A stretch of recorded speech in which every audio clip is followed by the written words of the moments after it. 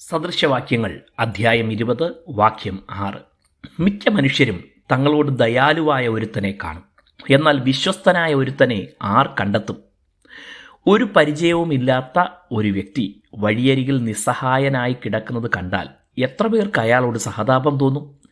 മിക്കവാറും എല്ലാവർക്കും എന്നതാകും ഉത്തരം. ഒരുപക്ഷെ അയാളുടെ പശ്ചാത്തലം എന്താണെന്ന് അറിയാവുന്നവരുൾപ്പെടെ സഹതപിക്കാം. എന്നാൽ എത്ര പേർ അയാളെ സഹായിക്കാൻ മുന്നോട്ട് വരും?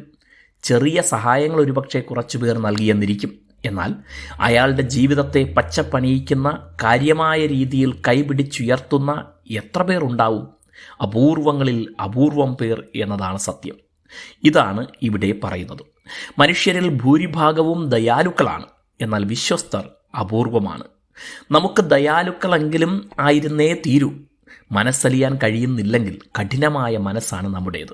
ദൈവം നമ്മിൽ നിന്ന് ആഗ്രഹിക്കുന്നത് കരുണയും അനുകമ്പയുമൊക്കെയുള്ള ഹൃദയമാണ്.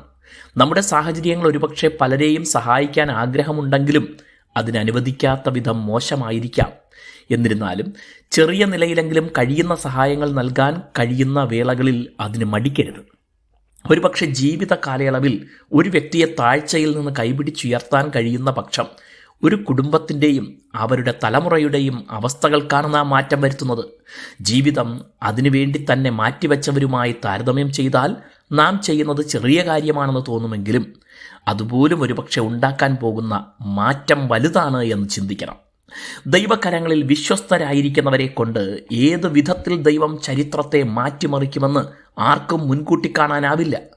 വിശ്വസ്തർ അപൂർവമായിരിക്കുമ്പോൾ അതിലൊരാളാകാൻ കഴിയണം. കഴിവുകളേറെയുണ്ടായിട്ടും വിശ്വസ്തരല്ലാത്തതിനാൽ ദൈവത്തിന് സഹായിക്കാൻ കഴിയാത്തവരുണ്ടാകാം. എന്നാൽ എടുത്തു പറയത്തക്ക കഴിവുകളൊന്നുമില്ലെങ്കിലും ദൈവം ശക്തമായി ഉപയോഗിച്ച വിശ്വസ്തരെ പോലെ നമുക്കും ദൈവത്തിന് വിശ്വസ്തരാകാം. ദൈവം നിങ്ങളെ അനുഗ്രഹിക്കട്ടെ.